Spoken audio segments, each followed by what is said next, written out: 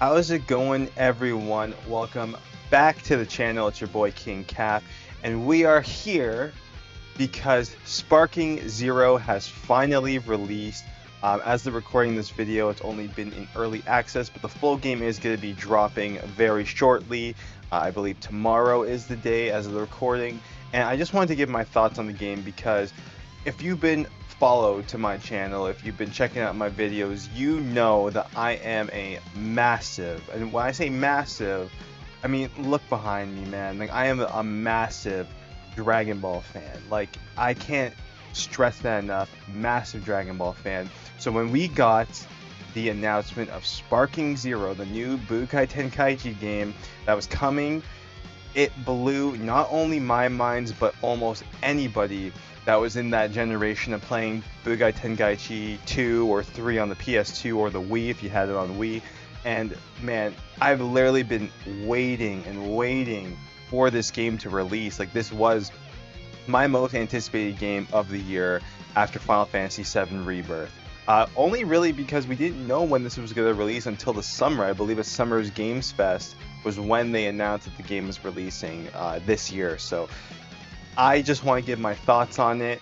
I actually just got this brand new Secret Lab Goku chair. It like just released. Perfect timing. I got the collector's edition still in the mail. I'm waiting for it. I had to buy the game twice. That's how big of a fan I is.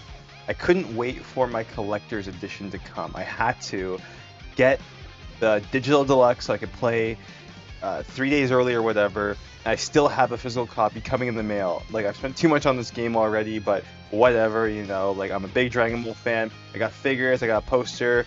I got this chair now. So I want to give my thoughts on Sparking Zero. And man, do I have a lot to say about this game.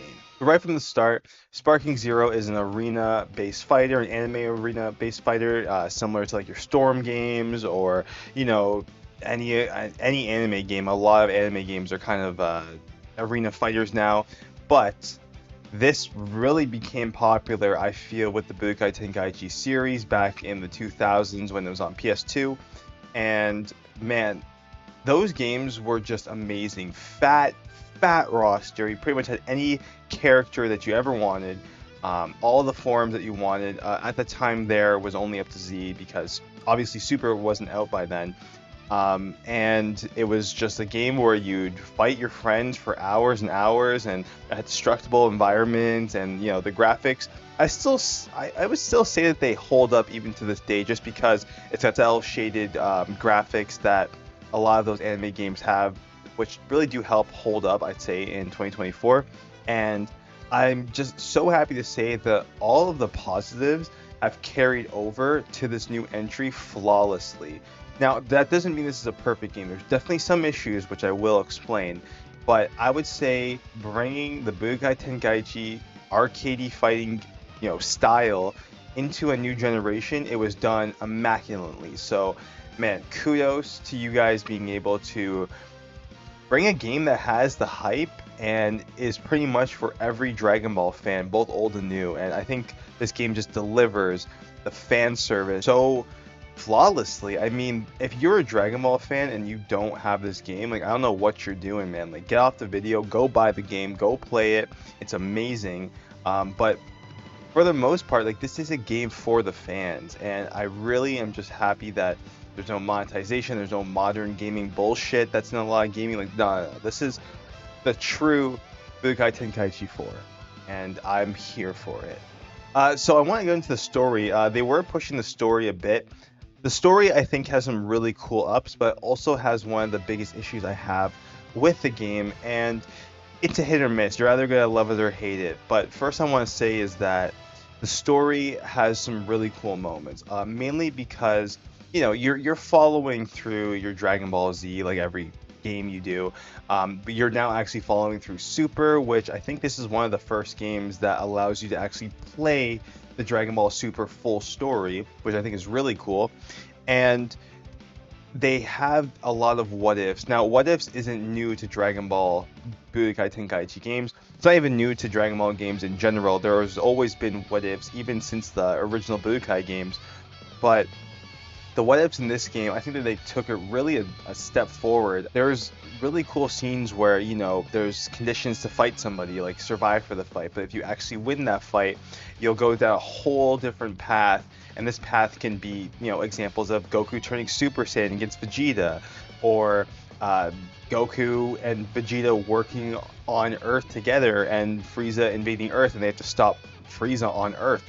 There's some really cool moments. There's one really sick moment with Gohan that I'm not going to spoil. If you've seen the leaks, then that's on you, but there's some crazy ones there. Even Jiren's got a really cool ending that I think actually is almost as good as the actual ending of Super. Like, I think it was a really good way to end Jiren's story. But you know what I'm saying? Like, there's really awesome what ifs, and it's not just like a what if battle. Like, sometimes you'll do a what if battle, and it'll lead you to like 4 or 5 more fights, and there's like a full story after it. I just think that they did the what ifs really well. That being said, the cutscenes. The cutscenes are actually animated and voiced and everything. I think they look great. The mouth syncing, although it matches with, you know, the English dub this time, and with the Japanese dub, that's usually not a problem. But I did find that the mouths are just going like up and down and up and down. There's not like any like pronunciation with the lips or anything, which is fine. Like, it's not a deal breaker, but there's just like that stiffness to it.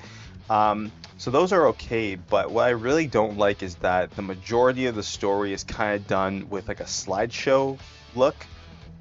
And, you know, this isn't new to Dragon Ball games. They have done that before. I understand why you do it. It saves production costs. It slims down the time. And, you know, if you want to get like an in-depth cutscene by cutscene, you can go play Kakarot. Like, this isn't what the main draw of this game is. So I'm willing to forgive it. You might not care about it. You know, we've played these stories hundreds of times. But that being said, this is the first time that we're playing through the Super story, and I do kind of wish we got more cutscenes in the Super story, just because we haven't had that yet. So I don't know if they're going to do like a Kakarot 2 that will go through Super, but until then, this is really the only cutscenes in games that we have of like Super content. So I think it's okay.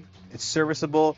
The one thing I don't like is that there's parts that aren't voiced. So like when the characters talk, it's voiced, but when it's a narrator, there's no voice. And I just think it's weird how the narrator isn't narrating the entire time. He only kind of does it when like a chapter ends or a story ends. So there's just, you know, a little bit of laziness in it. It's not a deal breaker, but if you're going in here and you've heard the hype about the game and you don't know the Dragon Ball story, this is definitely not a great way to experience the actual story of Dragon Ball.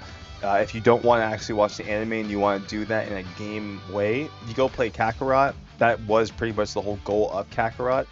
But I think it's serviceable. I think it's okay. And the what ifs really do keep you going to keep playing. So then you can, you know, see what cool scenarios and, you know, fan fiction that they are actually implementing in the game. So that's what my thoughts about the story. I think it's serviceable, and, you know, I haven't finished every single person's story, but I'm excited too, just to see what ifs they added.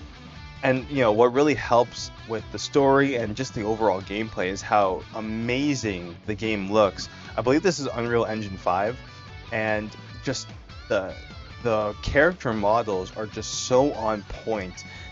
They look great. Their animations are fluid. It's buttery smooth. How they interact with each other looks good. Like when they're fighting each other and punching each other, like the punches look like they're having impact. The blasts and the effects and the destructible environments look amazing. Everything about the actual presentation and the look and even the soundtrack is just absolute fire in this game. I think that they nailed it. And I thought that Fighters or Kakarot were some of the best looking Dragon Ball games, but I am starting to think that the more I play this game, especially when you do your ultimate moves and they go into like the cinematic view, I think they look absolutely amazing. I think it looks unreal. You know, you're seeing the tension in their faces and the facial expression that are exaggerated. It just looks absolutely insane. I think that the presentation in this game is top notch, and just looking at the game, even if you're not playing it, just looking at the game is entertaining. And that just means that you have a great ass looking game. So I think that this game, just the production and everything is top notch. So the gameplay is definitely going to feel familiar if you've played the previous Tenkaichi games. I definitely think that they've refined a lot of mechanics. They've added a lot of defensive mechanics. You have your revenge counters, you have the ability to have DP points and save them and use them to like transform or to use them to use special abilities. There's definitely a lot of mechanics that have been added in. Now, that being said, you definitely can still mash. I think a lot of people do give the stigma of the Budokai Tenkaichi games kind of being mashing, but there's actually a pretty in-depth combat system that's in the game about, flipping the opponent around so then they can't counter you, and knowing when to follow up with attacks and knowing when to reverse those follow-ups and charging up to go into sparking mode so you can use your ultimates, when to boost, when you clash with each other. There's just so many mechanics, and I'm not gonna lie, because I'm more used to like your standard 2D 1v1 fighting games, maybe even 3v3 if you're playing like MVC or even fighters, but there's so much going on, as well as just having this huge 3D environment that you're like dipping and dodging in between, and you're using ki and you want to charge up, and there's a lot. And I'm not gonna lie, when I first started playing I was a little overwhelmed, but after a couple matches I definitely got into it. I highly recommend going through the tutorial. So there's a tutorial at the beginning of the game when you're Goku fighting Vegeta. Just gives you like the basics. But if you actually want to learn the mechanics, there's like a super training or battle training, I can't remember the name of it, where your Gohan and Piccolo is training you, and that actually gives you like all the mechanics and how to do them, and you can watch videos of how to do it properly and then copy it yourself. I really do recommend going into it. I mean, even if you thought you were a Budokai Tenkaichi 3 master, trust me, I highly recommend going into this tutorial, just because, for one, things have changed. The animations have changed, the speed has changed, so getting used to all of that is definitely going to be beneficial, especially if you plan on taking this game online. But yeah, the combat, I am having a great time. It's not repetitive. You would think that it would be getting a little repetitive, but just because there's so much you can do and so many ways you can counter, and you can do teams up to 5 and you can switch in between them and conserve their health when you switch them out, and there's actually some strategic approaches when you're doing your 5v5s or your 3v3s or whatever.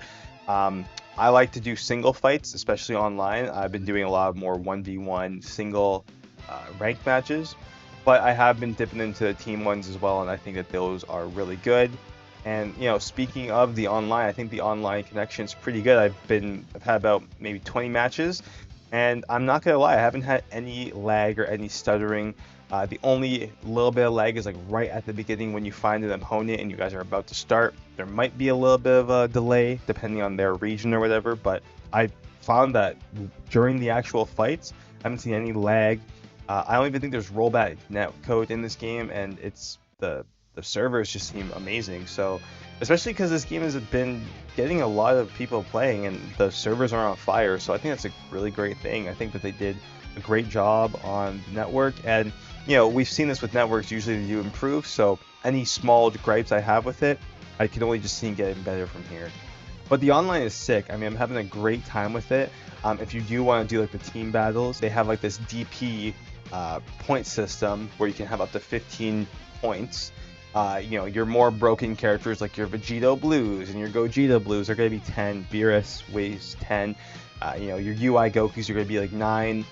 Then you have like your smaller characters like Zarbon and Kid Gohan, not Teen, but Kid Gohan. That will be like a 3. So you want to make a team that's gonna be pretty balanced, but also fill in that gap. So you can have like one really good person, and one medium person, and one weaker person, or you can just go balls out and do 5 weak people, so you can fill the entire slot, or you can do 2 really strong people.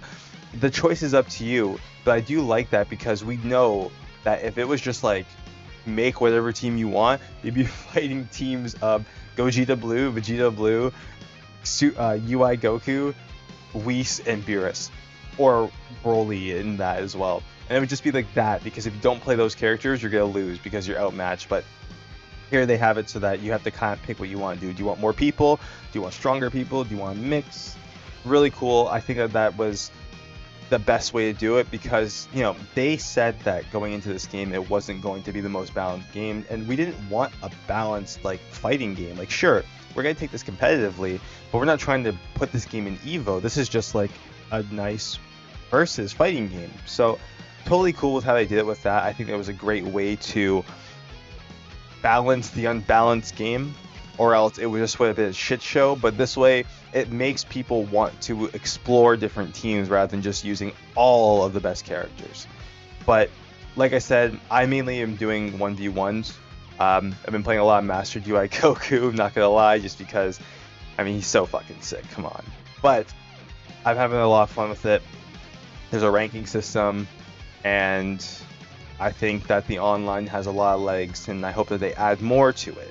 So one of the really unique modes of Sparking Zero is pretty much this kind of fan fiction, create your own fights mode. It's called like the custom battle, and what you can essentially do is you can take characters, make your opening dialogue, make dialogue that happens at the end or during the fight, give battle conditions like when you get the person to 50% they transform. You can make it multiple people, and it's really cool because it allows you to kind of create your own fan fiction. Like, oh, I want to see what happens when Vegito Blue fights Gogeta Blue, and like, what do they say to each other? And there's like 5,000 lines of dialogue you can choose from. Now, that being said, it's not totally expansive. I mean, there definitely is some limitations, but I think it's a great start. It's definitely something that they can add more. Like every update, they can add more lines, or they can add more camera angles in it, and I think it's got a lot of potential. Definitely, than the launch of the game, it needs some work, but I think that this is really cool, and this will also help give people more longevity of the game, especially if they don't want to be playing online, just because it's pretty much essentially like a Mario Maker, but in your Dragon Ball fighting game. And you can make your own as well, and you have to make sure that you can beat it before you can post it online. So there is some endless content that pretty much can be coming from this mode, and I really hope that they add more. Like, they add in the DLCs, they add more camera angles and more music you can use, and more character interactions. I really hope that they do that. But for the launch, I think it's great. I haven't gotten too deep into it. I've just tried a couple of battles. I haven't made any of my own, but I did kind of screw around with the menu.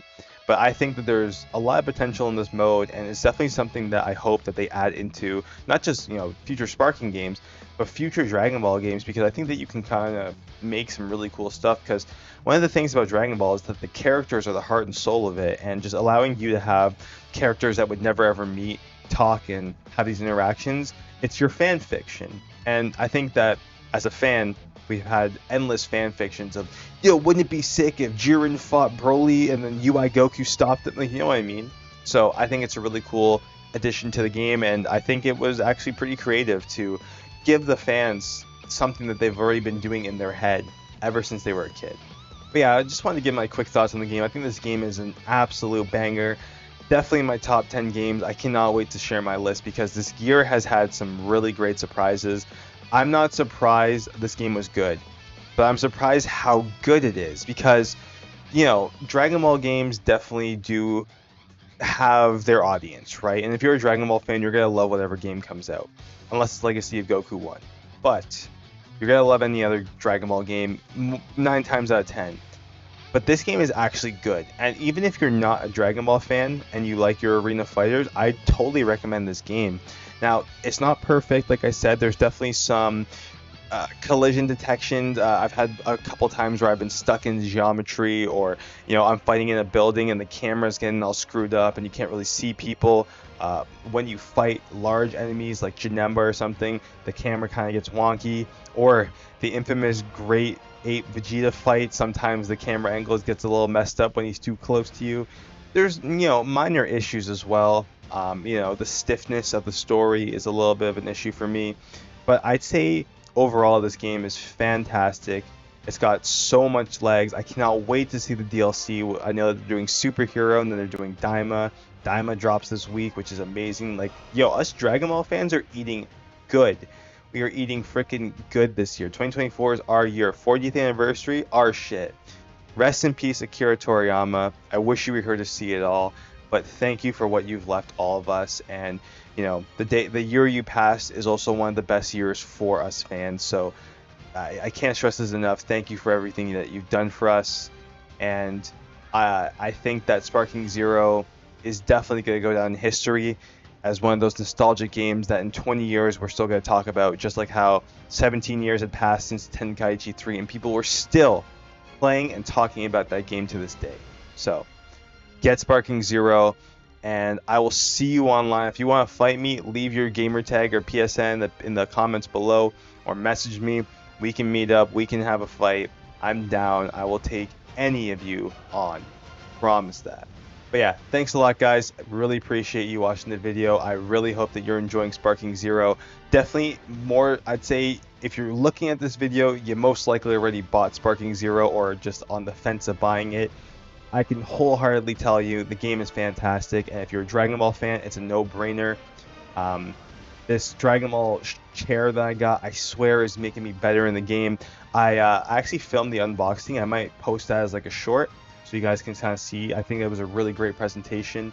But yeah, Sparking Zero, fantastic game. Cannot wait to see what this game brings in future updates and what the roster is going to be like, because we got 185 characters at launch, and it's going to go well past 200 come the DLC. So let's see, guys. Like this is fantastic. So yeah, get Sparking Zero.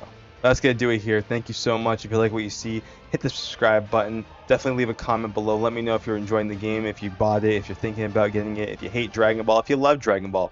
Let's talk about it down in the comments below. And until then, King Cap signing off. I will catch y'all in the next video, and maybe I'll catch you on the battlefield in Sparking Zero. Peace out.